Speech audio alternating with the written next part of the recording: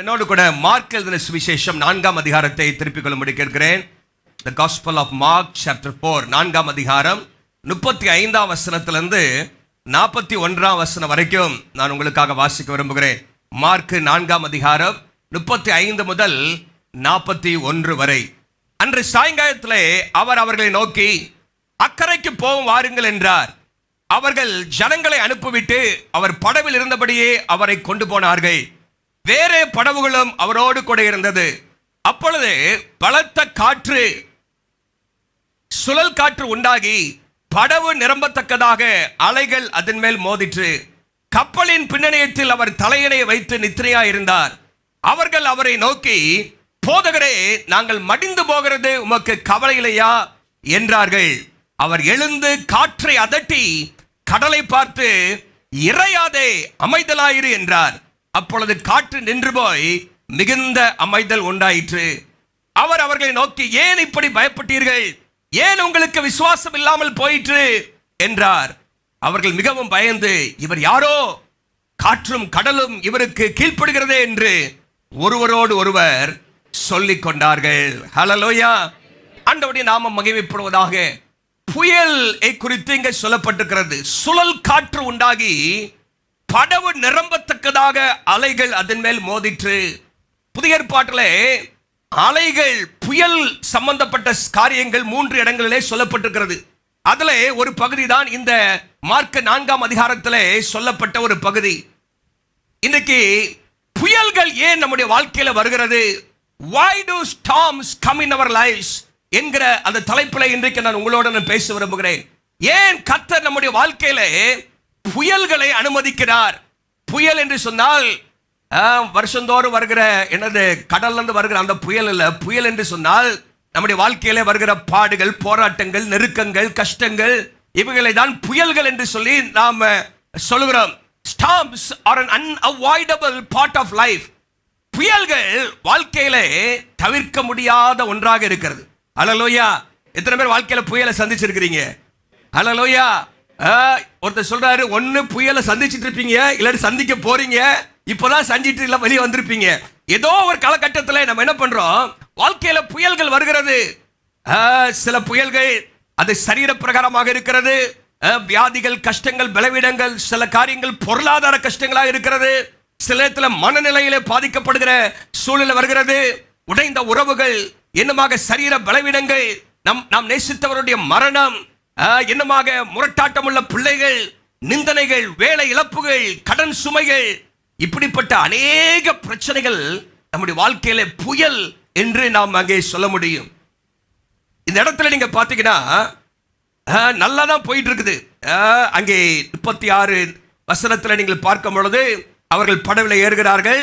ஒரு பாதி தூரம் நல்லா தான் போயிட்டு இருக்குது. கலிலேயா கடல் அங்கே நீங்கள் பார்த்தீங்கன்னா இஸ்ரவேல் தேசத்தில் அங்கே இருக்கிறத நம்ம பார்க்கிறோம். அது 13 மைல் நீளம் உள்ளது. 13 மைல் நீளமும் 7 மைல் அகலமும் உடையதுதான் கலிலேயா கடல். ஆண்டவராக இயேசு கிறிஸ்து பல அற்புதங்களை கலிலேயா கடல்ல அவர் செய்திருக்கிறார். இங்கே இயேசுவுடைய சீஷர்கள் அநேகர், கிட்டத்தட்ட ஒரு 7 பேர் நீங்க பார்த்தீங்கன்னா அந்த கலிலேயா கடலில் பழக்கம் உள்ளவர்கள், மீன் பிடிக்கிற அனுபவம் உடையவர்கள், அந்த பின்னணியிலிருந்து வந்தவர்கள். ஆகவே இந்த கலிலேயா கடல் இயேசுவுக்கும் அவருடைய சீஷர்களுக்கும் நல்ல பரிச்சயமான ஒன்றாக இருக்கிறது. இந்த இடத்துல நீங்க பாத்தீங்கன்னா இந்த சம்பவம் ஒரு கற்றுக் கொடுக்கும் ஒரு வேத பகுதியாக இருக்கிறது. It's a teaching passage. இதுல இருந்து சில காரியங்களை ஆண்டவர் நமக்கு கற்றுக் கொடுக்க விரும்புகிறார். இது ஒரு அற்புதமாக இங்கே சொல்லப்பட்டாலும் இந்த பகுதியிலிருந்து சில காரியங்களை நம்ம கற்றுக்கொள்ள முடியும். இந்த வேத பகுதியிலே 3 கேள்விகள் இருக்கிறது. 3 கேள்விகள். ஒன்று, இயேசு சீஷர்களை பார்த்து கேட்கிறாரு. இன்னொன்று, சீஷர்கள் இயேசுவை பார்த்து கேட்கிறாங்க. இன்னொன்று, சீஷர்களே ஒருவருக்கு ஒருவர் கேட்கிறாங்க. சீஷர்களே ஒருத்தருக்கு ஒருத்தர் பேசிக்கிறாங்க. இயேசு சீஷர்களை பார்த்து கேள்வி என்னன்னா, ஏன் பயப்பட்டீர்கள்? உங்களுக்கு ஏன் விசுவாசம் இல்லாமல் போயிற்று? ஏன் பயப்பட்டீர்கள்? Why are you afraid? Do you still have no faith? என்கிற காரியத்தை அவர்கள் சொல்கிறார். சீஷர்கள் இயேசுவை பார்த்து என்ன கேட்கிறாங்கன்னா 38ஆம் வசனத்துல, போதகரே, நாங்கள் மடிந்து போகிறோம், உமக்கு கவலை இல்லையா? Don't you care? உமக்கு கவலை இல்லையா? நாங்க செத்துக்கிட்டு இருக்கோமே, படகு உள்ள போற மாதிரி இருக்குதே, உமக்கு கவலை இல்லையா என்கிறார்கள். கடைசியில சீஷர்கள் ஒருவரை ஒருவர் பார்த்து ஆச்சரியத்தோடு கேட்கிறாங்க, இவர் யாரோ, காற்றும் கடலும் இவருக்கு கீழ்ப்படுகிறது என்று சொல்லி ஒருவரோடு ஒருவர் அவர்கள் சொல்லிக் கொண்டார்கள் என்று சொல்லி பார்க்கிறோம். சரி, இந்த வேத பகுதியில் நல்லா கவனிங்க. நம்முடைய வாழ்க்கையிலே கர்த்தர் அனுமதிக்கிற ஒவ்வொரு காரியமும் எதற்காக என்பதை 3 விதத்திலே நான் சொல்ல விரும்புகிறேன். 3 பகுதியாக எளிதாக நீங்கள் மனதில் வைத்துக் கொள்ளலாம். அங்கே முதலாவதாக, ஏன் ஆண்டவர், why does God allow storms in our lives? ஆண்டவர் ஏன் நம்ம வாழ்க்கையில புயல்களை, சுழல் காற்றுகளை, இந்த சுழல் காற்றுன்னு போட்டிருக்கு. என்னமாக நீங்க பைபிள்ல பல இடங்கள்ல வாசிக்கும் பொழுது எதிர்காற்று அப்படின்னு போட்டிருக்கும், பலத்த காற்று அப்படின்னு போட்டிருக்கும். சிலத்துல வாழ்க்கையில எதிர்காற்றுகளை என்ன வேண்டி இருக்குது, எதிர்காற்றுகளை சந்திக்க வேண்டியிருக்கிறது, சுழல் காற்றுகளை என்ன பண்ண வேண்டியிருக்கிறது, சந்திக்க வேண்டிய சூழல் இருக்கிறது. இதை ஏன் ஆண்டவர் அனுமதிக்கிறார் பாருங்க. இவங்க தேவ சித்தத்தில் இருக்கிறாங்களா, தேவ சித்தத்துக்கு வெளியே இருக்கிறாங்களா? கணக்கு படங்களை ஏத்துறது யாரு? இயேசு தான் ஏத்துறாரு. இயேசு கூடவும் இருக்கிறாரு. என்ன பண்றாரு? இயேசு கூடவும் இருக்கிறாரு. அக்கறைக்கு போவோம் வாருங்கள் என்று இயேசு தான் அந்த படவிலை ஏற்றி சென்றார். இயேசு கூடவே இருக்கிறார். அப்ப இயேசு கூடவே இருந்தாலும் என்ன வருது? வாழ்க்கையில புயல்கள் வருகிறது. ஏன் அனுமதிக்கிறார்? முதலாவதாக, storms come in our lives to examine our faith. நம்முடைய விசுவாசத்தை பரிசோதிப்பதற்காக to test our faith. நம்முடைய விசுவாசம் எப்படி இருக்கிறது என்பதை பரிசோதிப்பதற்காக ஆண்டவர் அனுமதிக்கிறார். அல்லேலூயா. பாடுகள் பிரச்சனை வர வரைக்கும் நல்ல கர்த்தர் நல்லவர், துதியுங்கள் பாடுறது நல்லா இருக்கும். அல்லேலூயா. நீர் மகிமை உள்ளவர், நீர் நல்லவர் என்று பாடுவாங்க. உண்மையே நான் நம்புவேன் அப்படிலாம் பாடுவாங்க. ஆனா பிரச்சனை வரும் பொழுது, பாடுகள் வரும் பொழுது, ஆண்டவரே அதிலும் நீ நல்லவர், ஆண்டவரே உம்மை நம்பி இருக்கிறேன் என்று எத்தனை பேர் சொல்ல முடியும்? அந்த இடத்துல 40ஆம் வசனத்துல ஆண்டவர் அங்கே இங்கிலீஷ்ல இப்படி போட்டிருக்கு, how is it that you still have no faith? இன்னும் உங்களுக்கு விசுவாசம் இல்லாமல் ஏன் போயிற்று? இவ்வளவு காரியங்களை பார்த்திருக்கிறீங்களே, இவ்வளவு அற்புதங்களை நீங்கள் பார்த்திருக்கிறீர்களே. நீங்கள் 1ஆம் அதிகாரத்தில் நீங்கள் வாசிக்கும் போது இயேசு பல அற்புதங்களை செய்கிறார். பிசாசுகளை துரத்துகிறார், வியாதிகளை சுகமாக்குகிறார், இன்னும் பல அற்புதங்கள் நடக்கிறது. 2ஆம் அதிகாரத்தில் அற்புதம் நடக்குது, 3ஆம் அதிகாரத்தில் அற்புதங்கள் நடக்குது, 4ஆம் அதிகாரத்தில் வரும்பொழுது அநேகர் இயேசு சுகமாக்குறதையும் விடுதலை தருகிறதையும் பார்த்தார்கள். இதெல்லாம் பார்த்துட்டோம். இப்போ இந்த இடத்துல இன்னும் உங்களுக்கு விசுவாசம் இல்லையா அப்படின்னு கேட்கிறார். அப்ப நல்லா கவனிங்க. storms reveal the condition of our faith. விசுவாசத்தினுடைய நிலைமையை அது காண்பிக்கிறது. எல்லாம் நல்லா இருக்கும் பொழுது தேவனை நம்புகிறேன், தேவன் நல்லவர், தேவன் நம்ம புகழ்ந்து பாடுவது ஈஸி. ஆனா திடீர்னு ஒரு பேட் ரிப்போர்ட் வருது. டாக்டர் சொல்றாரு, எப்பா உங்களுக்கு கிட்னி கொஞ்சம் சரியில்லை, என்னது பொருளாதார கஷ்டம் வருது, திடீர்னு ஒரு வேலை இழப்பு வந்துருது, நல்லா தான் போயிட்டு இருந்து திடீர்னு வேலையிலேருந்து தள்ளிடுறாங்க. ஜபத்துக்கு பதிலே வரல, பண்ணிக்கிட்டே இருக்கிறோம் ஜபம். ஜனவரி மாசத்துல இருந்து ஜூலை மாசம் வரைக்கும் பண்றோம், என்ன எத்தனை மாசம் தான் பண்றது, சிலர் பதிலே வர மாட்டேங்குது. இப்படி இருக்கும்போது தான் நம்முடைய விசுவாசம் எப்படி இருக்கிறது, வாழ்க்கையில எப்படிப்பட்ட வாழ்க்கை வரும்போது நம்ம விசுவாசத்தில் எப்படி இருக்கிறோம் என்பதை சோதித்து பார்க்க. உள்ள என்ன இருக்குது? ஒரு பேஸ்ட்டை அமுக்குனீங்கன்னா உள்ள என்ன வரும்? பேஸ்ட் வரும் உள்ள, அதை காமிக்க. அப்போ அமுக்கும் போது தான் உள்ள என்ன இருக்குது. அப்போ நம்ம வாழ்க்கையில சில நேரத்தில் அமுக்கி பார்ப்பார் ஆண்டவர், என்ன நல்ல காரியம் உள்ள இருக்கா, இல்லாட்டி அவிசுவாசம் இருக்குதா, சந்தேகம் இருக்குதா, இல்லாவிட்டால் என்னது நம்ம வாழ்க்கையில கசப்பு இருக்குதா, இல்லாவிட்டால் நம்ம வாழ்க்கையில எப்படிப்பட்ட விசுவாசம், அறகுறையான விசுவாசத்தில் இருக்கிறோமா அப்படின்னு சொல்லி சில நேரத்தில் என்ன பண்ணுவார் ஆண்டவர்? அமுக்கி பார்ப்பாரு. சொல்லுங்க. இல்ல இப்படி பார்க்கலாம், பிதுக்கி பார்ப்பாரு. என்ன பண்ணுவாரு? பிதுக்கி பார்ப்பாரு, ஸ்குவீஸ் பண்ணி பார்ப்பாரு. எப்பா அந்த சிஸ்டரை கொஞ்சம் ஸ்குவீஸ் பண்ணுங்க அப்படி பார்த்தா என்ன வருது? திடீர்னு உள்ள இருந்து கோபமும் மாம்சமும் வருதா, இல்லாட்ட விசுவாசம் வருதா? ஹல்லேலூயா. கர்த்தர் நல்லவர், அவர் மாறாதவர். ஹல்லேலூயா. அவர் ஒருபோதையும் வாழ்க்கையில தீங்கு செய்ய மாட்டார் என்கிற விசுவாச வார்த்தையை நம்ம பேசுகிறோமா? இல்லாவிட்டால் நம்முடைய விசுவாசத்தின் அளவு எப்படி இருக்கிறது? Storms reveal our spiritual maturity. பாருங்க, ஒரு ஸ்டூடெண்ட் 10 மாசம் ஸ்கூலுக்கு போயிருக்கலாம், எவ்வளவு கற்றிருக்கிறார் என்பதை பரீட்சை தான் என்ன பண்ணுது. டெய்லி நல்லா மூட்டையை தூக்கிட்டு ஸ்கூலுக்கு போயிட்டு வருவாங்க. நம்ம நினைப்போம் நல்லா படிச்சிருப்பான், பாஸ் பண்ணிடுவான்னு. பையனப்பா பரீட்சை தான் என்ன பண்ணுது, இவன் சரியா தேரல, அப்படிங்கிறது, இல்லாட்டி தேறி இருக்கிறானா தேரலியாங்கிறது பரீட்சை. அப்போ ஆண்டவர் நம்ம என்ன பண்றாரு, இப்படிப்பட்ட சோதனைகள் மூலமாக நம்முடைய விசுவாசத்தை டெஸ்ட் பண்றாரு. என்ன பண்றாரு? பக்கத்துல பா சொல்லுங்க, டெஸ்ட் பண்றாரு. பண்ணலாட்டு பண்ணுவாரு சீக்கிரம். என்னது? டெஸ்ட் பண்றாரு. இப்ப பாருங்க, storms reveal where we place our confidence. நம்முடைய நம்பிக்கையை நம்ம எங்கே வைக்கிறோம். இங்கே சீஷர்கள் அலையை பார்த்தார்கள், காற்றை பார்த்தார்கள், தண்ணீர் படவை நிரம்புவதை பார்த்தார்கள். ஆனால் இயேசு தங்களோடு இருக்கிறார் என்பதை அவர்கள் பார்க்க மறந்தார்கள். தங்களுடைய பிரச்சனை பார்க்கலும் இயேசு பெரியவர் என்பதை பார்க்க மறந்தார்கள். அவர்களுக்குள்ளாக பயம் வந்தது. அவங்க ஆண்டவரை அவங்க கொஸ்டின் பண்றாங்க. ஃபியர், ஒரு பயம் வந்தனால ஆண்டவர் கேட்கிற, ஏன் பயப்பட்டீர்கள்? பயம் வந்தனால ஆண்டவருடைய அன்பையும் ஆண்டவருடைய கரிசனையும் ஆண்டவருடைய வல்லமையும் அவர்கள் சந்தேகப்படுறாங்க. நாங்கள் மடிந்து போகிறது உமக்கு, நான் சாவறது உமக்கு கவலையிலே ஆண்டவரே, இப்படி எங்களை திராட்டில் விட்டுட்டு நீர் பாட்டுக்கு நல்லா தூங்கிட்டு இருக்கிறீரே அப்படின்னு சொல்லி அவர் என்ன செய்யறாங்க, ஆண்டவரை கொஸ்டின் பண்றத பார்க்கிறோம். பாருங்க, ஒரு பொண்ணை எது சோதிக்குது? அக்கினி சோதிக்குது.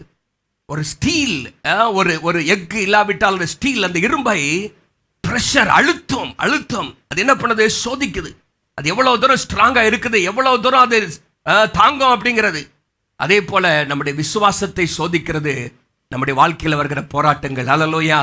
புயல்கள், சுழல் காற்றுகள் நம்முடைய விசுவாசத்தை சோதிக்கின்றன. அதுல தான் நம்ம என்ன பேசுகிறோம். ஹல்லேலூயா. யோபு சொல்றாரு, வாழ்க்கையின் எல்லா விதமான காரியத்தையும் இழந்து போன ஒரு சூழ்நிலை இருக்கும் பொழுது யோபு சொல்றாரு, யோபு 13ஆம் அதிகாரம் 15ஆம் வசனத்துல, அவர் என்னை கொன்று போட்டாலும் அவர் மேல் நம்பிக்கையாயிருப்பேன். ஹல்லேலூயா. அவர் மேல் நம்பிக்கையாயிருப்பேன் என்று சொல்லுகிறத நம்ம பார்க்கிறோம். தானியேல் 3ஆம் அதிகாரத்திலே அக்கினி அனுபவம் வரும்பொழுது அங்கே தானியேல் சாத்ராக், மேஷாக், ஆபேத்நேகோவுடைய வாழ்க்கையிலே அவர்கள் சொல்கிறார்கள், நாங்கள் ஆராதிக்கிற தேவன் எங்களை தப்புவிக்க வல்லவராய் இருக்கிறார். ஹல்லேலூயா. எரிகிற அக்கினி சூளைக்கு அவர் எங்களை தப்புவிப்பார். ஹல்லேலூயா.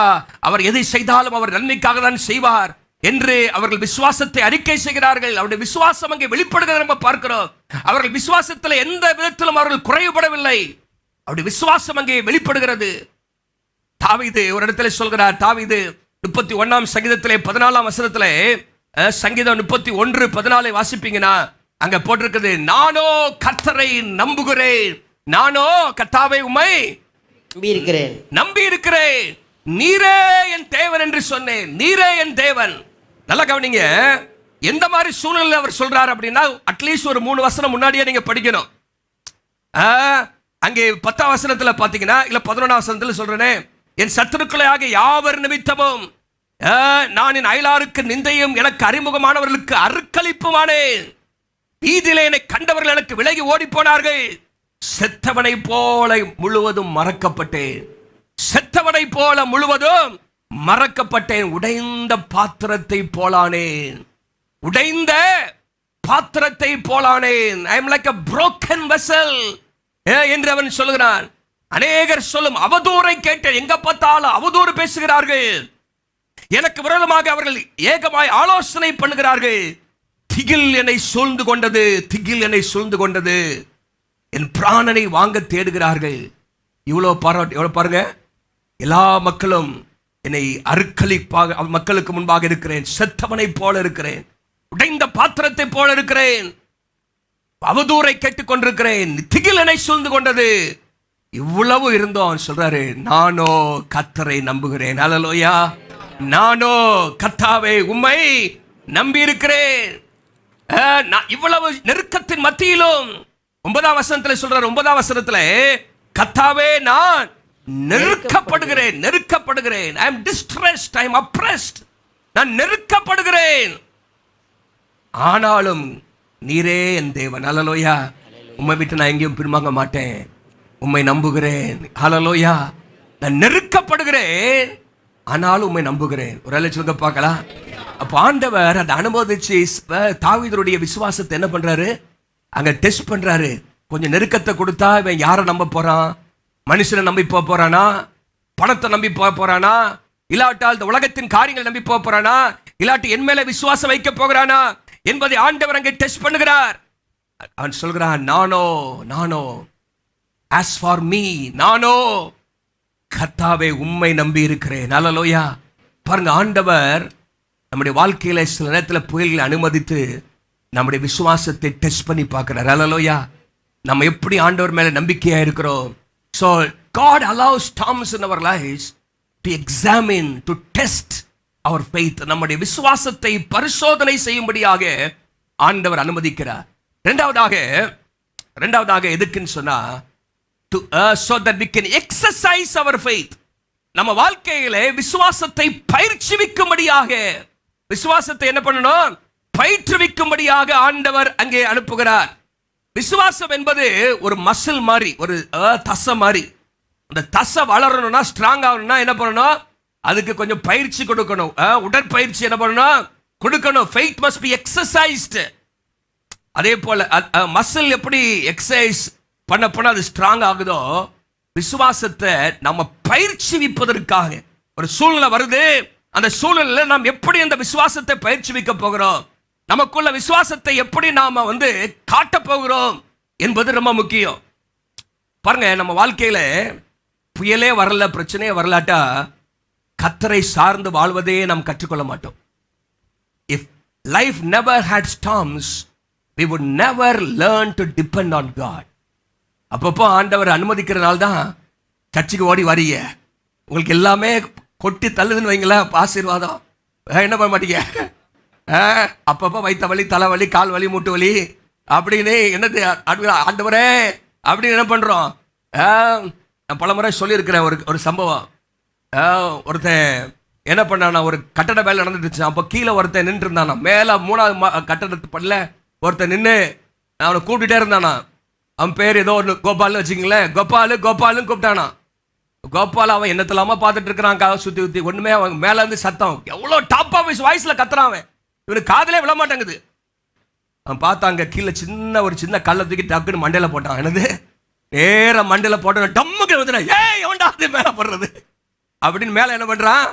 அப்போ ஆண்டவர் சில நேரத்தில் அவரை திரும்பி பார்க்கும்படியாக பெரிய காலத்துக்கு போட்டுற மாட்டார். உங்களுக்கு என்னது, ஏய் திரும்பி பாரு கொஞ்சம், நீ பாட்டுக்கு போயிட்டு இருக்கிறியே, உன் வேலையே பார்த்துட்டு இருக்கிறியே, கொஞ்சம் திரும்பி பாரு, பரலோகத்தை பாரு, என்ன நோக்கி பாரு, உன்னை சிருஷ்டித்த ஆண்டவரை நோக்கி பாரு, உன்னை ரட்சித்த ஆண்டவரை நோக்கி பாரு அப்படின்னு சில நேரத்தில் என்ன பண்றாரு. Storms teach dependence upon God. கர்த்தரை சார்ந்திருக்க அவைகள் கற்றுக் கொடுக்கிறது. நல்ல கவனிங்க, இந்த இடத்துல 4ஆம் அதிகாரத்துக்கு வாங்க. மார்க்ல இவங்க எல்லாம் நீங்க பாத்தீங்கன்னா they were expert fishermen. நான் ஏற்கனவே சொன்னேன், சீஷர்கள் பாதிக்கு அதிகமான பேர், கிட்டத்தட்ட ஒரு 7 பேர் எடுத்துக்கலாம். என்ன செய்யறாங்க? அவங்க எல்லாம் மீன் பிடிக்கிறவர்கள்.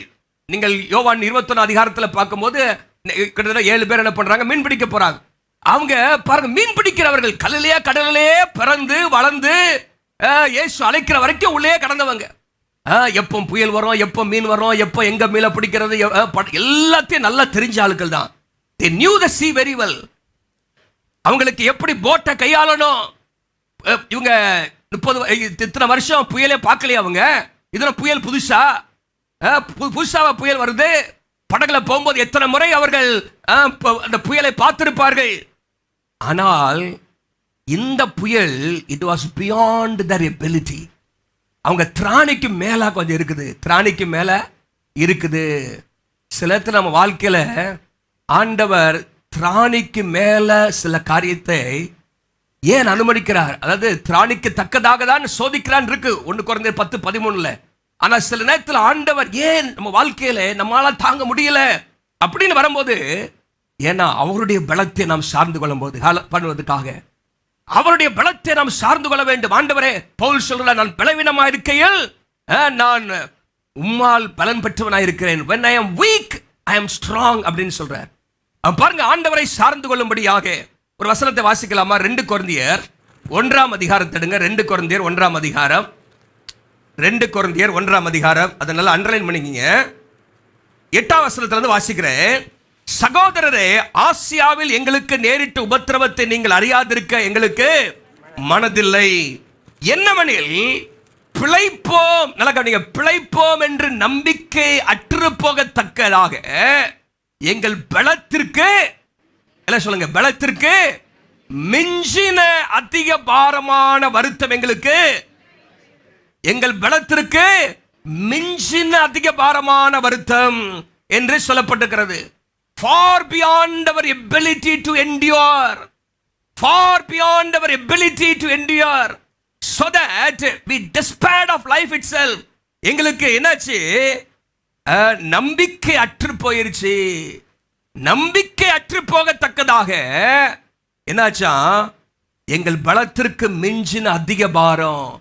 சிலத்துல இப்படி ஆண்டவர் அனுமதிக்கிறார். அடுத்த வசனத்தை ஏன் சொல்லுமா?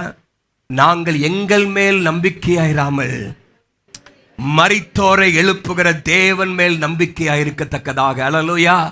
அநேக நேரத்தில் நீங்களே சமாளிக்கலாம்னு பார்ப்பீங்க. ஆனால் ஆண்டவர் சில நேரத்தில் சில புயல் அனுமதிச்சு உன் விசுவாசத்தை இதுல காட்டுப்பா. அல்லேலூயா. உன் விசுவாசத்தை இதுல காட்டு. பயிற்சி, எக்ஸசைஸ் யுவர் ஃபெய்த். மழையை பார்த்து பேசு என்று ஆண்டவர் அங்கே சொல்ல நம்ம பார்க்கிறோம். ஆகவே சில போராட்டங்கள் வரும்பொழுது அதிலே உன் விசுவாசத்தை காட்ட வேண்டும். லூக்கா 8ஆம் அதிகாரம் 25ஆம் வசனத்துல இதே parallel passage, இதே வசனத்தை அங்க பார்க்கிறோம். அங்க வித்தியாசமான ஒரு கேள்வி கேட்கிறார் ஆண்டவர். Where is your faith அப்படிங்கிறார். உன் விசுவாசம் எங்கே? உன் விசுவாசம் எங்கே? எப்பா இவ்வளவு உங்களுக்கு ட்ரைனிங் கொடுத்தேன், பயிற்சி கொடுத்தேன். இப்போ விசுவாசத்தை பயிற்சி வைக்கணும்ல. இப்போ ஒரு புயல் வருது, கொஞ்சம் என்ன பண்ணணும்? நீங்க பயப்படாம இயேசு என்னோடு இருக்கிறார், படவில இருக்கிறார், தோத்துறான் தோத்துறான்னு சொல்லாம நீ என்ன பண்ணிட்ட? பயந்து போயிட்டியே. ஹல்லேலூயா. பாருங்க, விசுவாசத்தை பயிற்சி வைக்கும்படியாக சிலத்துல இத்தனை ஆண்டுகள் அவர்கள் கல்லிலே கடலிலே அவர்கள் இருந்தாலும் இந்த காரியம் என்னது அவங்களால ஹேண்டில் பண்ண முடியல. சில நேரத்தில் ஆண்டவர் நம்மால ஹேண்டில் பண்ண முடியாத காரியத்தை அனுமதிப்பார். ஏன்னா நீங்க அவரை சார்ந்து வாழ வேண்டும் என்பதற்காக. அல்லேலூயா. அவர் மேலே விசுவாசத்தை வைக்க வேண்டும், அந்த விசுவாசத்தை பயிற்சிவிக்க வேண்டும் என்று கர்த்தர் விரும்புகிறார். இன்னைக்கு எப்படிப்பட்ட ஒரு சூழ்நிலை கர்த்தர் மேலே உங்களுடைய விசுவாசத்தை வைக்க விரும்புறீங்க? பாருங்க, ஆண்டவர் அந்த இடத்துல உங்கள் விசுவாசம் எங்கேன்னு கேட்கிறார். இந்த இடத்துல ஏன் உங்களுக்கு விசுவாசம் இல்லாமல் போயிற்று அப்படி என்று சொன்னால், இத்தனை ஆண்டுகள் இத்தனை நாட்கள் அவரோடு இருக்கும் பொழுது அவங்களுக்கு கொஞ்சமாவது விசுவாசம் வந்திருக்கும். இந்த சூழ்நிலை விசுவாசத்தை எப்படி பயிற்சி வைக்கிறாங்கன்னு பார்க்கலாம் அப்படின்னு அனுமதிச்சாரு. ஆனா அவங்க பாடத்துல ஃபெயில் ஆயிட்டாங்க. என்ன பண்ணிட்டாங்க? அவர்கள் விசுவாசம் இல்லாமல் போயிட்டு என்று பார்க்கிறோம். பாருங்க, இயேசு சொல்றாரு மத்தேயு 17ஆம் அதிகாரம் 20ஆம் வசனத்துல. மத்தேயு 17ஆம் அதிகாரம் 20ஆம் வசனத்தை வாசிங்க. அதற்கு இயேசு, உங்கள் அவிசுவாசத்தினாலே தானே கடுகு விதை அளவு விசுவாசம் உங்களுக்கு இருந்தால் நீங்கள் இந்த மலையை பார்த்து இவ்விடம் விட்டு போ என்று சொல்ல அது உங்களால் கூடாத காரியம். இது யார் சொல்றா? அவரால கூடாத காரியம் இல்லைன்னு நம்ம சொல்றோம். அவர் நம்மளை பார்த்து என்ன சொல்றாரு? உங்களால கடுகு விதை விசுவாசம் இருந்தா நீங்கள் இந்த மலையை பார்த்து இவ்விடம் விட்டு போ என்று சொல்ல அது அப்புறம் என்ன பண்ணுமா? போகும் என்று இயேசு சொல்றார். என்று மெய்யாகவே உங்களுக்கு சொல்லுகிறேன். அப்ப நல்லா கவனிங்க, ஒரு மலையை பார்க்கறதுக்கு மலை அளவு விசுவாசம் தேவைனால இல்ல. It is not the size of your faith, it is the exercise of your faith that matters in the kingdom of God. தேவனுடைய ராஜ்யத்திலே உங்கள் விசுவாசம் எவ்வளவு பெரிது என்பது முக்கியமல்ல, இருக்கிற விசுவாசத்தை பயன்படுத்துறீங்களா? அல்லேலூயா. அந்த விசுவாசம் கடுகளவிலே இருக்குன்னு சொல்ல ஆண்டவர். அது அப்படியே பெருகிட்டே இருக்கணும். அதே சமயத்துல இருக்கிற விசுவாசத்தை என்ன பண்ணணும்? பயன்படுத்தணும். விசுவாசத்தை பயன்படுத்தணும். மலையை பார்த்து பேசுன்னு சொல்றாரு ஆண்டவர். அந்த பிரச்சனையை பார்த்து பேசுன்னு சொல்றாரு. இயேசு அந்த புயலை பார்த்து என்ன செஞ்சாரு? பேசினாரா இல்லையா? என்ன பேசினாரு? இறையாதே, அமைதலாயிரு என்று இயேசு பேசினார். அல்லேலூயா. உன்னை காட்டிலும் பிரச்சனையை காட்டிலும் இயேசு பெரியவர். இறையாதே, அமைதலாயிரு என்று இயேசு பேசுகிறதை நம்ம பார்க்கிறோம்.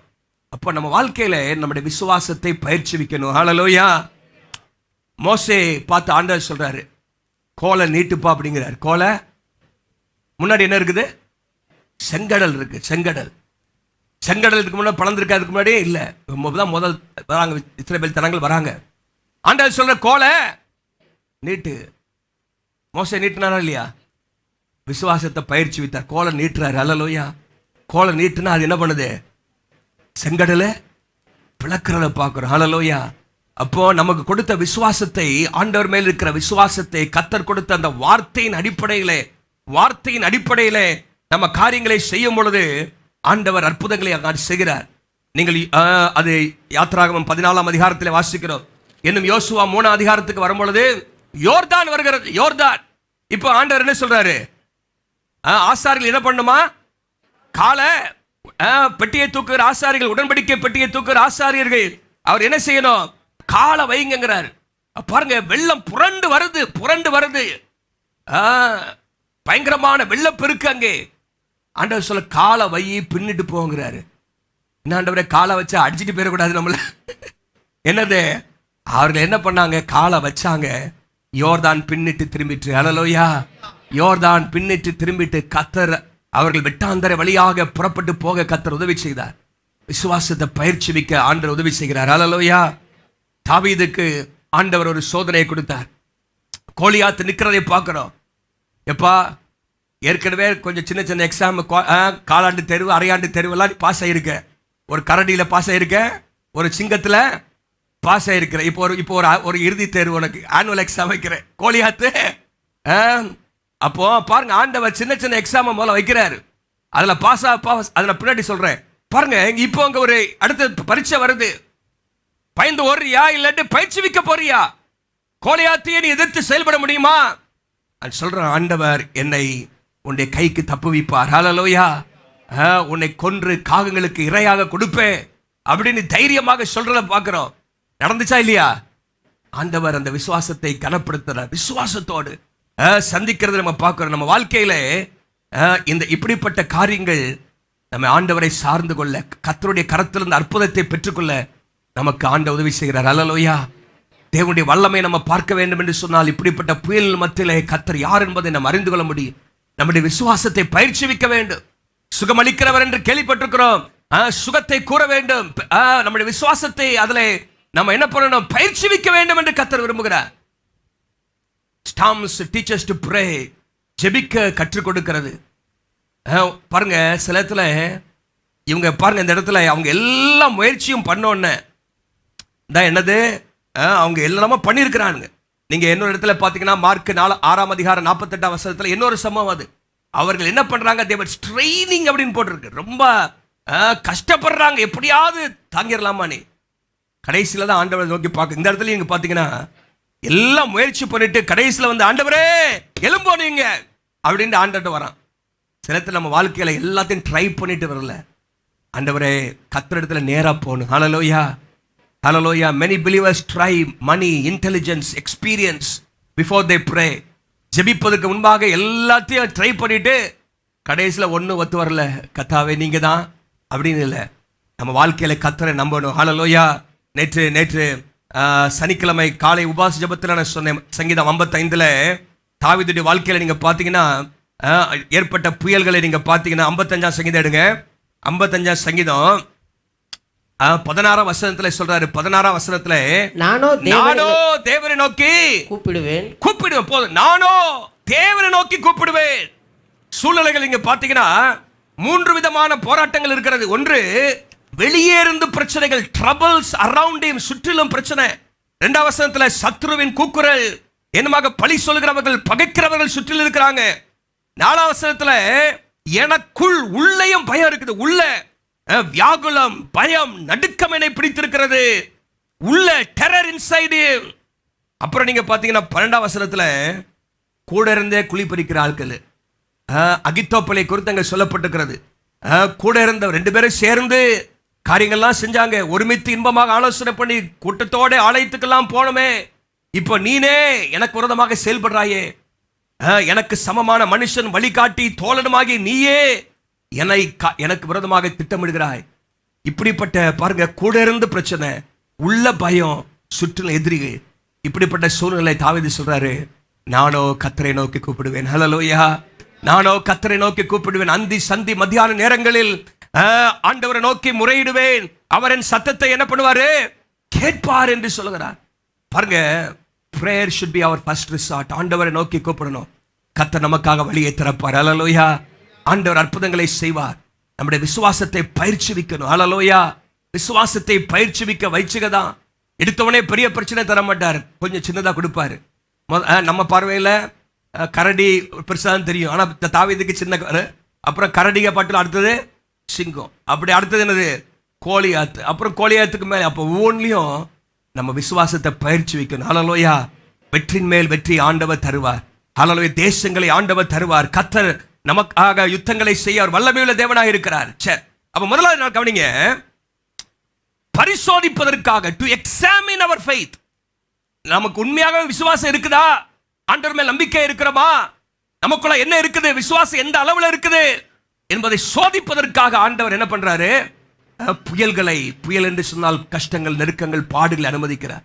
இரண்டாவதாக அந்த சூழ்நிலையிலே நம்முடைய விசுவாசத்தை பயிற்சிவிப்பதற்காக, ஹல்லேலூயா, விசுவாசத்தை பயிற்சிவிப்பதற்காக அந்த சூழ்நிலையை மேற்கொள்ள நம்முடைய விசுவாசத்தை காட்ட வேண்டும். ஹல்லேலூயா.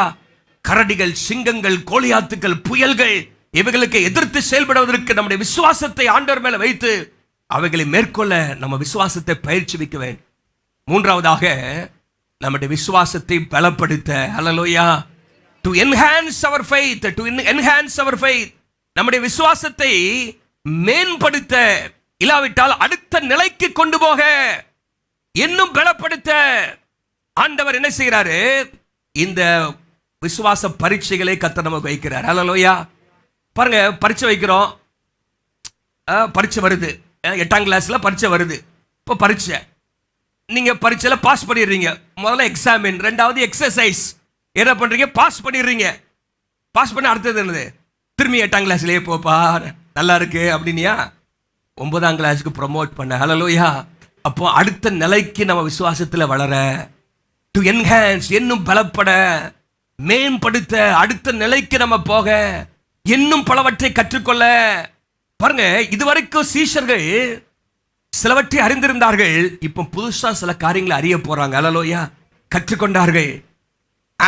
After the storm, the disciples were not the same people. சீஷர்கள் ஒரே மாதிரி இல்லை. They knew Jesus more deeply than before. இன்னும் ஆழமாக இயேசுவை அறிந்து கொண்டார்கள். Storms enlarge our understanding of God. வாழ்க்கையிலே நெருக்கங்கள், பாடுகள், புயல்கள் தேவனை பற்றிய அறிவை இன்னும் மேம்படுத்துகிறது. ஹல்லேலூயா. இன்னும் பெரிதாக்குகிறது. தேவனுடைய வல்லமை அறிந்து கொள்ள உதவி செய்கிறது. இயேசு எழுந்து என்ன சொல்றாருன்னா, இறையாதே, அமைதலாயிரு என்று சொன்னார்.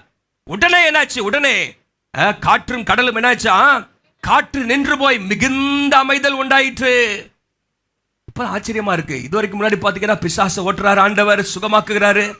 இப்ப தெரிஞ்சுக்கிறாங்க, இயற்கை கூட அவருக்கு கீழ்ப்படுதியா? என்னது? இயற்கை கூட அவருக்கு கீழ்ப்படுகிறது. ஈவன் நேச்சர் ஒபேஸ் ஹிம் என்பதை அறிந்து கொள்கிறார்கள். சிலத்தில் நம்ம வாழ்க்கையில ஒருவேளை இதுவரைக்கும் நம்ம ரட்சகராக அவர் அறிந்திருக்கலாம்.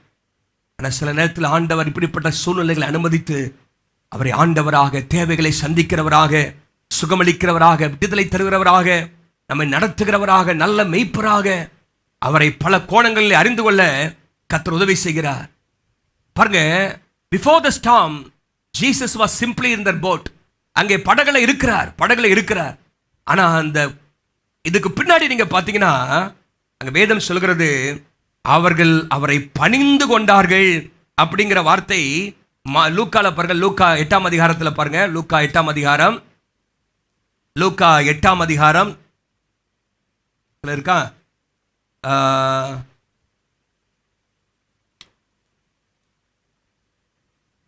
ஓகே, இடத்துல இருக்குது. அவர்கள் பணிந்து கொண்டார்கள் அப்படிங்கிற வார்த்தை இருக்கு. அப்ப பாருங்க, அவரை பாருங்க, இவர் யாரோ, காற்றும் கடலும் இவருக்கு கீழ்ப்படுகிறதே என்று சொல்லி அவரை ஆராதிக்க ஆரம்பிக்கிறாங்க.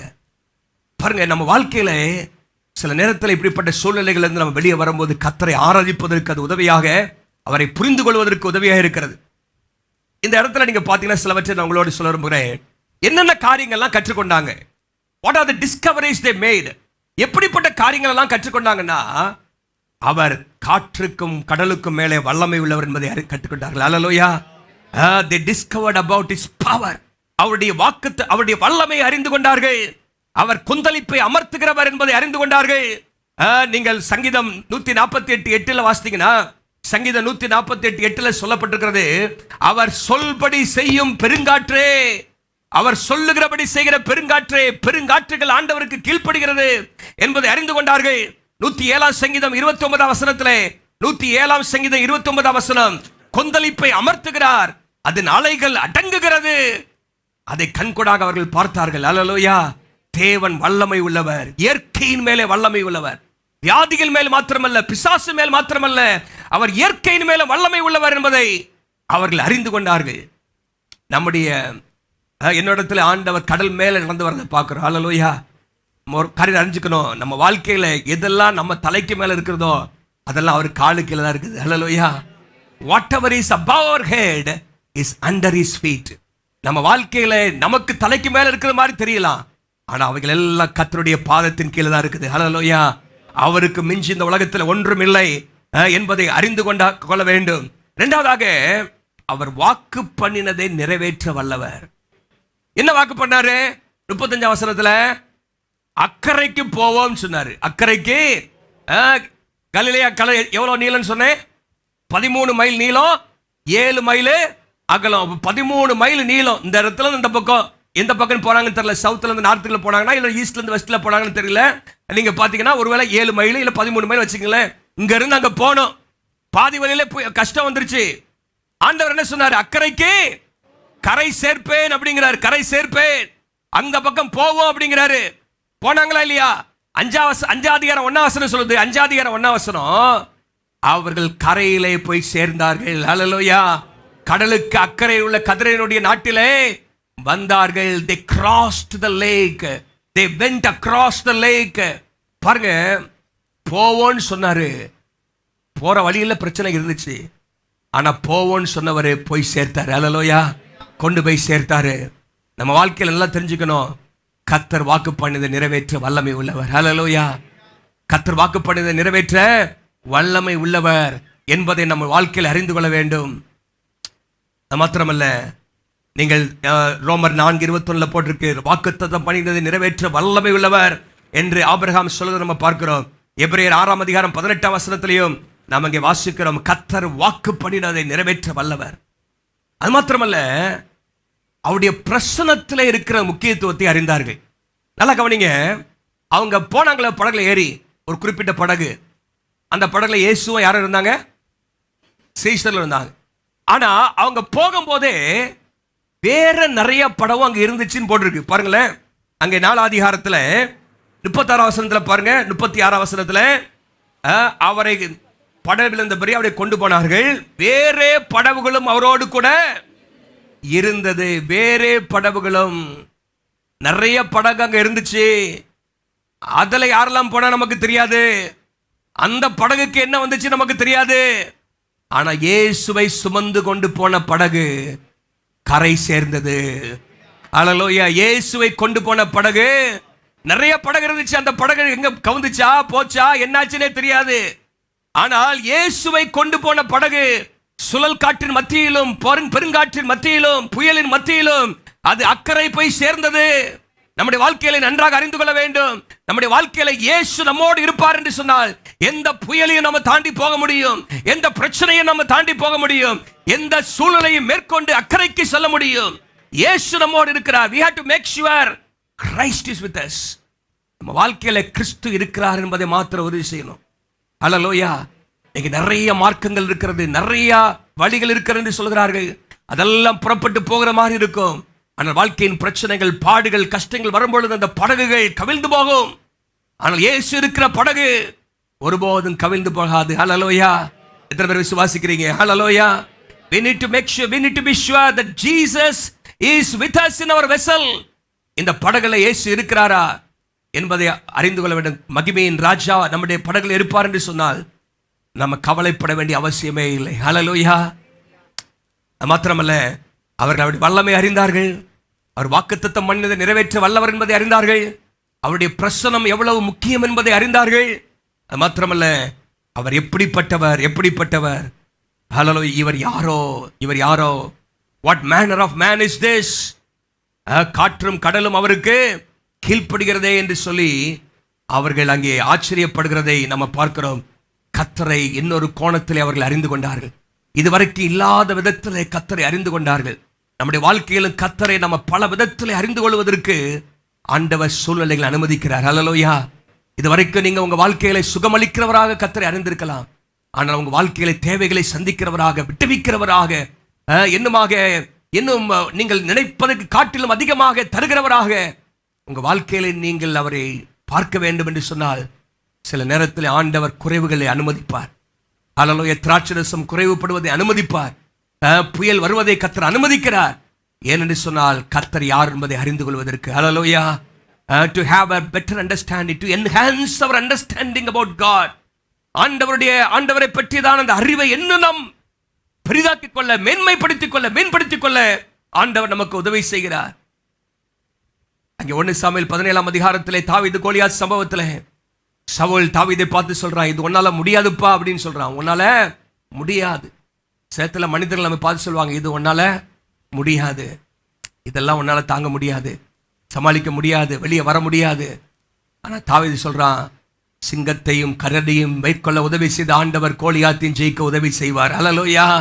என் ஆண்டவர் என்னோடு இருக்கிறார் அப்படின்னு சொல்லி அவன் புறப்பட்டு போகிறான். 37ஆம் வசனத்திலே அவைகளுக்கு தப்புவித்த ஆண்டவர் இந்த விருத்த சேதனம் இல்லாத இந்த பெலிஸ்தருடைய கைக்கும் ஆண்டவர் என்னை தப்புவிப்பார் என்று சொல்லி புறப்பட்டு போகிற நம்ம பார்க்கிறோம்.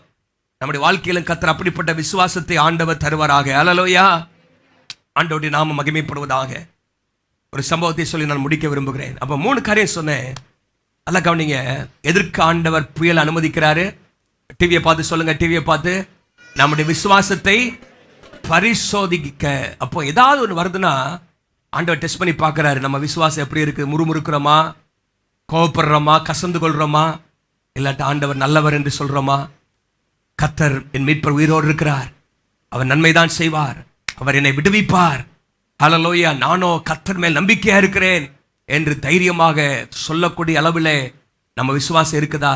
அப்ப ஸ்குவீஸ் பண்ணாதான், பிதுக்கினாதான் உள்ள என்ன இருக்குன்னு தெரியும். உள்ள என்ன இருக்குன்னு தெரியும்.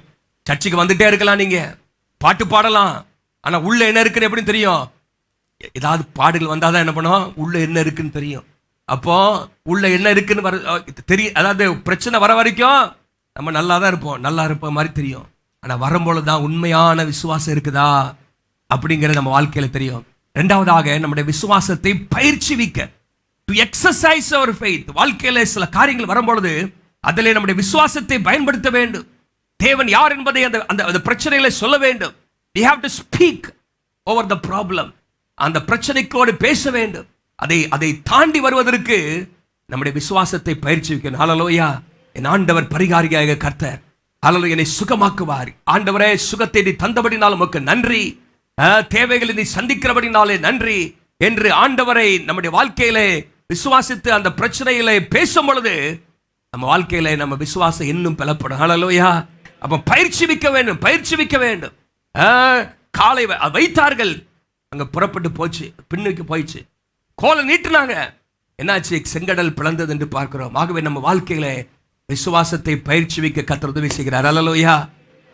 நம்ம வாழ்க்கையில ஆண்டவர் கேட்பாரு, சில பிரச்சனை வரும்போது நீ அழுதுட்டு இருக்க, விசுவாசம் எங்கப்பா? where is your faith? அதெல்லாம் லூக்கா 8:25 நல்லா மனசுல வச்சுக்கணும். அப்போ வாழ்க்கையில சில நேரத்தில் சோதனைகள் பிரச்சனை வரும்போது இந்த கேள்வி உங்களை பார்த்து ஆண்டவர் கேட்கிற மாதிரி ஞாபகம் வரணும் உங்களுக்கு. உன் விசுவாசம் எங்கே? where is your faith? இப்படி அழுதுட்டு இருக்கிறியே, இப்படி என்னவா இருக்கிற, இப்படி சோர்ந்து போய் இருக்கிறியே, உன் விசுவாசம் எங்கே? என்னை மீட்பர் உயிரோடு இருக்கிறார், ஹல்லேலூயா என்று சொல்லுகிற விசுவாசத்தை ஆண்டவர் தருவாராக. ஹல்லேலூயா. நான் ஒரு சம்பவத்தை உங்களுக்கு சொல்லியிருக்கிற ஞாபகம் இருக்குன்னு தெரியல. கேத்ரின் வான்போரா அப்படின்னு ஒருத்தங்க இருந்தாங்க. கேத்ரின், அவங்க யாருன்னா மார்ட்டின் லூத்தர். தெரியுமா? மார்ட்டின் லூத்தர் புரட்சியாளர். மார்ட்டின் லூத்தர் கிங்கு கிடையாது, மார்ட்டின் லூத்தர் ரெஃபர்மேஷன், அந்த சீர்திருத்தத்தை கொண்டு வந்தவர். பல ஆண்டுகளுக்கு, 500 ஆண்டுகளுக்கு முன்பாக கத்தோலிக்க சபை மிகவும் இருண்டு கிடந்தது. கர்த்தருடைய வார்த்தைக்கு விரோதமாக பல காரியங்கள் செய்து கொண்டிருந்தார்கள். வசனத்துக்கு நேராக வருவதற்கு அவர் பெரிய ஒரு சீர்திருத்தத்தை சபையில கொண்டு வந்தார். ஒரு விசுவாச வீரர் அவர். ஒரு நாள் அவருக்கே சோர்வு வந்துருச்சு. என்ன பயங்கரமான எதிர்ப்புகள், பாடுகள். இவர் கர்த்தருக்காக நிற்கும் போது பிரச்சனை வருது. அப்போ சோர்ந்து போய் வீட்டில் என்ன பண்ணாரா? இருந்தாராம். 1 நாள், 2 நாள், 3 நாள் சாப்பிடாம இருந்தாராம். அப்படியே வீட்டுக்குள்ளேயே கடைஞ்சு கிடந்தாராம். அப்போ திடீர்னு ஒரு நாள் அவங்க ஒய்ஃபு கருப்பு புடவையை கட்டிட்டு வந்தாங்களா. என்ன பண்ணாங்களா? கருப்பு புடவை கட்டிட்டு முன்னாடி வந்து பாட்டி குடிங்க அப்படின்னாங்களாம். இவர் கருப்பு புடவையில பார்த்தோன்னா, என்னாச்சு, யார் செத்து போனா அப்படின்னு கேட்டாராம். யாரு செத்து போனா அப்படின்னு. இவங்க, நம்ம ஆராதிக்கிற ஆண்டவர் செத்து போயிட்டாரு, நம்ம ஆண்டவர் ஆராதிக்கிற ஆண்டவர் செத்து போயிட்டாரு. யார் சொன்னா உனக்கு ஆண்டவர் செத்து போயிட்டாருன்னு? ஆமா, நீங்க 3 நாளா நீங்க இப்படி உட்கார்ந்துருக்கிறத பார்த்தா 3 நாளா சாப்பிடவும் இல்லை, தனியா இருக்கிறீங்க, பேச மாட்டேங்கிறீங்க, சோர்ந்து போயிருக்கிறீங்க. ஆண்டவர் செத்து போயிட்டாரு, அதனாலதான் கருப்பு பட. அந்த அம்மா ஒரு பாடம் பட்டுக்கிறா அப்படி வந்திருக்காங்க பாருங்க. கேத்ரின் மான் போறா, அந்த அம்மா இங்கேயே கருப்பு சட்டை தான் போட்டு பாருங்க. என்னது, அவங்க போய் சொன்னாங்களாம், ஜீசஸ் இஸ் டெட் அப்படின்னாங்களாம். அவர் உடனே அவருக்கு வந்துச்சான் கோபம். ஜீசஸ் இஸ் நாட் டெட் அப்படின்னாராம். அப்ப ஏன் சோர்வா இருக்கிறீங்க? அப்படியா? ஆமா, இயேசு உயிரோடு இருக்காருல்ல அப்படி எந்திரிச்சு சாப்பிட்டு என்னது அவங்க அவர் திரும்பியுமே வேலை செய்ய ஆரம்பிச்சாராம். அவர் பெரிய விசுவாச வீரர். ஆனால் என்ன வருது, சில இடத்துல நம்ம வாழ்க்கையில சோறு வருது. அப்ப இந்த நேரத்துல தான் இயேசு உயிரோடு இருக்கிறாரு, இதை தாண்டி வருவோம் அப்படிங்கிற விசுவாசம் நமக்குள்ளாக என்ன பண்ணுது, வருது. ஆண்டவருடைய நாம மகிமைப்படுவதாக. நேற்று உபவாச ஜெபத்தில் ஒரு சம்பவம் சொன்னேன் நான். பாருங்க, தெற்கு அதாவது மேற்கு பசிபிக் பெருங்கடல் பகுதியில் உள்ள நியூ ஹெப்ரிடிஸ் என்கிற ஒரு தீவில் இப்போ வந்து ஆக்சுவலா வேனுவாட் என்று சொல்லி அந்த இடத்துக்கு பேரு. அங்க பழங்குடி மக்கள் மத்தியிலே சுவிசேஷத்தை அறிவிக்க ஜான் பேட்டன் அப்படிங்கிற ஒருத்தர் போனார். ஜான் பேட்டன் பேர் என்ன? ஜான் பேட்டன் என்ற மிஷனரி அங்க சென்றார்.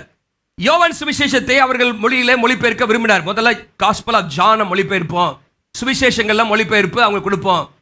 அந்த மொழியில அவங்க பேசுற மொழியில என்ன இல்லை, பைபிள் இல்ல, இல்லாம இருந்தனால எப்படி நம்ம சத்தியத்தை அறிவிச்சாலும் அவங்க கர்த்தர்ல வளரணுமே அப்படின்னு சொல்லி அவர் மொழிபெயர்க்க ஆரம்பிச்சார். அப்போ ஒரு பெரிய சிக்கல் அவருக்கு வந்துருச்சு. என்னன்னா, அவங்க மொழியில விசுவாசம் நம்பிக்கை என்பதற்கு வார்த்தையே இல்லை. ஏன்னா அவங்க மனித மாமிசம் உண்ற பழக்கமுடையவா இருந்தார்கள். ஒருத்தர் நம்பவே மாட்டான், ஒருத்தருக்கு ஒருத்தர் நம்பவே மாட்டாலும் அந்த நம்பிக்கை விசுவாசம் அப்படிங்கிற வார்த்தைக்கு வார்த்தையே இல்லை அந்த மொழியில. இவர் என்னடா செய்யறது? ஏன்னா யோவான் சுவிசேஷத்தில் நிறைய தடவை விசுவாசங்கிற வார்த்தை வருது. கிட்டத்தட்ட 98 முறை வருது விசுவாசங்கிற வார்த்தை. விசுவாசம் தான் மைய பொருளாவே இருக்கிறது, இயேசுவை விசுவாசிக்கணும் அப்படிங்கிறது. ஆனா எப்படி இதை மொழிபெயர்க்கிறது தெரியல. ஒரு நாள் என்ன செஞ்சாராம், அவருடைய சர்வெண்ட், அவருடைய வேலைக்காரன் வரும் பொழுது அவர் ஒரு மேஜையில் உட்கார்ந்து நான் என்ன செய்கிறேன் அப்படின்னு கேட்டாராம். அப்போ அவன் சொன்னானா, நீங்கள் என்ன பண்ணுறீங்க, அதாவது அப்படி இல்லை, ஒரு சேரில் உட்காந்து அப்படி சேரில் அப்படியே சாஞ்சு உட்காந்துருந்தாராம். சேரில் உட்காந்து நான் இப்போ என்ன செய்கிறேன் அப்படின்னு கேட்டாராம். அப்போ அவன் சொன்னாராம், நீங்கள் உங்கள் முழு உடல் பாரத்தையும் நாற்காலியின் மேல் சாய்த்திருக்கிறீர்கள் அப்படின்னா. என்னது? You are resting your whole weight on the chair. உங்கள் முழு பாரத்தையும் நாற்காலியின் மேல் சாய்த்திருக்கிறீர்கள் என்று சொன்ன உடனே இவனுக்கு ஒரு திடீர்னு ஒரு ஐடியா கிடைச்சான். அப்ப விசுவாசம்னா என்ன? முழு பாரத்தையும் ஆண்டவர் மேல சாய்க்கிறது, அதுதான் விசுவாசம். தேவன் மேல் தன் முழு பாரத்தையும் சாய்த்து வைப்பதுதான் விசுவாசம் என்கிற அந்த காரியத்தை அவர் அதை பிடிச்சுக்கிட்டு அந்த சொற்றடையை பயன்படுத்தி அந்த பைபிளை மொழிபெயர்த்தார். அல்லேலூயா. உங்க முழு பாரத்தையும், உங்கள் முழு வாழ்க்கையையும், உங்கள் முழு கவலையையும், உங்கள் முழு பயத்தையும் என்ன பண்ணிருங்க, ஆண்டவரிடத்துல சாய்த்து விடுங்கள். Rest your whole weight upon God அப்படிங்கிற காரியத்தை அவர் பயன்படுத்தினாராம். இன்னைக்கு உங்களை பார்த்து ஆண்டவர் சொல்றாரு, உங்கள் முழு வாழ்க்கையும் தேவனிடத்தில் ஒப்படையுங்கள். அல்லேலூயா.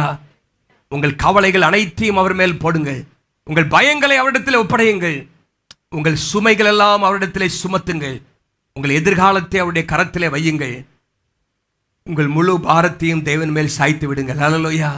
உங்கள் முழு பாரத்தையும் நிறைய பேர் நீங்களே தூக்கிட்டு உட்கார்ந்துருக்கீங்க. என்ன பண்ணிருங்க? Rest your whole weight upon God. அதான் விசுவாசம். அல்லேலூயா. பயிற்சிவீங்கள், உங்களுடைய விசுவாசத்தை பயிற்சிவீங்கள். கர்த்தர் நம்முடைய வாழ்க்கையிலே பெரிய காரியங்களை செய்வார். அப்போ இந்த இடத்துல பார்த்தீங்கன்னா நேரம் வரும், நீங்களும் இவர் யாரோ, நான் ஆராதிக்கிற தேவனுக்கு காற்றும் கடலும் கீழ்ப்படியும். அல்லேலூயா. வியாதிகள் கீழ்ப்படியும், பிசாசு கீழ்ப்படியும். அல்லேலூயா. அற்புதங்கள் நடக்கும் என்பதை உங்க வாழ்க்கையில அறிந்து கொள்வீர்கள். ஆகவே கர்த்தர் எதற்காக வாழ்க்கையில புயல் அனுமதிக்கிறார்? நம்முடைய விசுவாசத்தை பரிசோதிக்க, டு எக்ஸாமின் அவர் ஃபெய்த். நம்முடைய விசுவாசத்தை பயிற்சிவிக்க, நாம் நம்முடைய விசுவாசத்தை பயிற்சிவிக்க வேண்டும் என்பதற்காக, அதை பயன்படுத்த வேண்டும் என்பதற்காக, to exercise so that we can exercise our faith. மாத்திரமல்ல, நம்முடைய விசுவாசத்தை இன்னும் அடுத்த லெவலுக்கு கொண்டு போனோம், டு என்ஹான்ஸ், இன்னும் மேன்மைப்படுத்தணும், இன்னும் உயர்த்தணும். அந்த விசுவாசம் அடுத்த லெவலுக்கு, விசுவாச என்கிற வகுப்புல நம்ம அடுத்த கிளாஸுக்கு போனோம் அப்படிங்கிறதுக்காக கர்த்தர் நம்முடைய வாழ்க்கையில ஆண்டவர் அனுமதிக்கிறார். ஹல்லேலூயா. எத்தனை பேர் அடுத்த கிளாஸுக்கு போகணும் விரும்புறீங்க? ஹல்லேலூயா. இன்னும் 3ஆம் கிளாஸ்லேயே உட்காந்துருக்க கூடாது, 5ஆம் கிளாஸுக்கு வரணும், 8ஆம் கிளாஸுக்கு வரணும். ஹல்லேலூயா. அப்புறம் காலேஜுக்கே போகணுமா போண்டாமா? எத்தனை பேர் காலேஜுக்கு போகணும் விரும்புறீங்க? ஹல்லேலூயா. நீங்க காலேஜ் முடிச்சு வந்திருக்கலாம், ஆனால் விசுவாச வாழ்க்கையில் என்ன பண்ணணும்? காலேஜுக்கு போகணும், அப்புறம் போஸ்ட் கிராஜுவேட் பண்ணணும், அப்புறம் டாக்டரேட் பண்ணணும். ஹல்லேலூயா. ஆண்டவர் மாறிட்டே இருக்கணும். இயேசு வர வரைக்கும் விசுவாசத்திலே வளர்ந்துகிட்டே இருக்கணும்.